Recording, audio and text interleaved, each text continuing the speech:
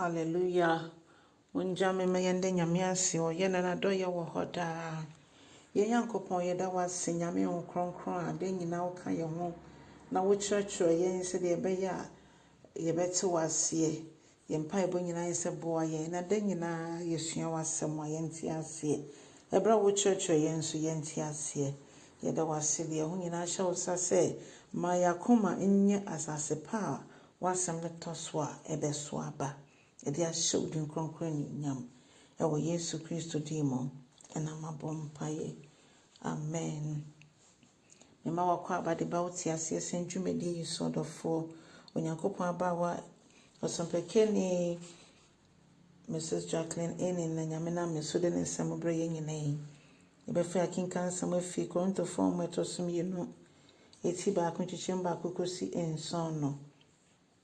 Adofo Ewurade asɛm nie. We ye Paul enwoma otwere edikoma ahotiefo a omowo Corinth na one ne ba Timothy ene twere sa enwoma yi. Na Bible me yeti ase se Paul edinchia edima asafo no se Onyankopon eja ene ye Nwurade Yesu Kristo emma na dom ene asomdwe ndoso. Afi enyonyam ka eje Nyankopon se ono ye rechichefo na afi oyi ye mfi amane ne ohaw nyine mo na mpo haw bia ye ne amane bia ne mo no ma yedi nkunim e ma yenya rechichire efremu na okase ebidodo a ye be hu amane e wo Kristo hu ntino ebidodo be hu amane no no nyame obema na dom no so adolso e di amayen ai empo osisa deswa no ehye yen so se de enkora na arechichire ewo onyame mo eno ena hum kronkron de ma ye de nyine sansa oye ye rechichefo na Paul etwenya dwengina so se so pese oye nokra gidi ni dia ese ohun se amane hunu ni ohaw ni ade eka ye dwumedie no ho na mom se ba ne saa na ehefa na ya wode fa onyame nkronkron na Paul na samu so etwenya dwengina so se ti e pese ne nanti ye dia ene ono nko an ye ni da so yenda ne nko no nchen ya mane hunu mo no obesue yen obema ya homugye wose momra me nchen mo ya so mo ni so eduro momra masuom no mamma ahomugye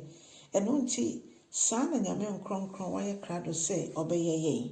nti menima ohawa wonnemu menima mane wonnemu se de tie biara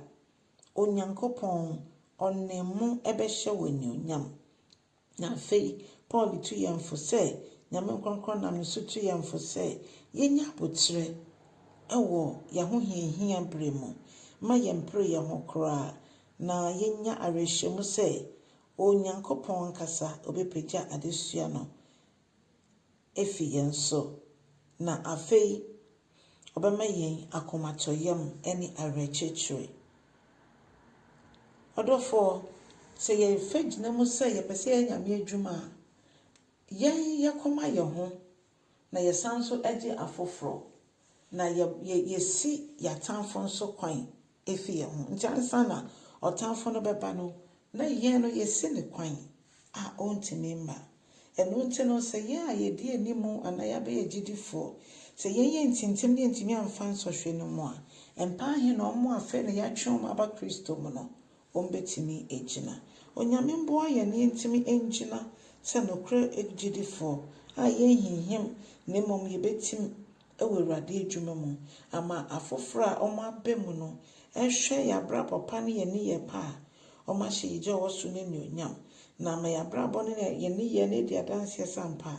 ye Kristo Yesu echidifo odofo ye hu se yegusu esua ye yesuafo tini ye benye bia ne nya ayeni afofro so nche na fini ye besua efi nyame asem bia nso no yemfa no embo yembra onyame ndom no mbo ye nyina na Kristo Yesu anche ne onyem no oba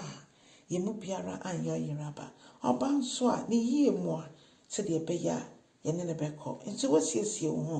wɔnsiesie wo ho de ampakyɛ ɛberɛ no nie na bia nso nie fa Yesu Kristo sɛ wowurade no kra gye nkwa na ma ho kronkron no mɛyɛ w'adamfo a ɔne wo di nkɔmmɔ onyame nhyɛ wo na so aba ɛwɔ da yi mu bɔmmɔden na wo ne me yɛnkyɛ asɛm yi na yɛntwe akra me Awurade nyame nhyɛ wo bebree ɛne bye bye.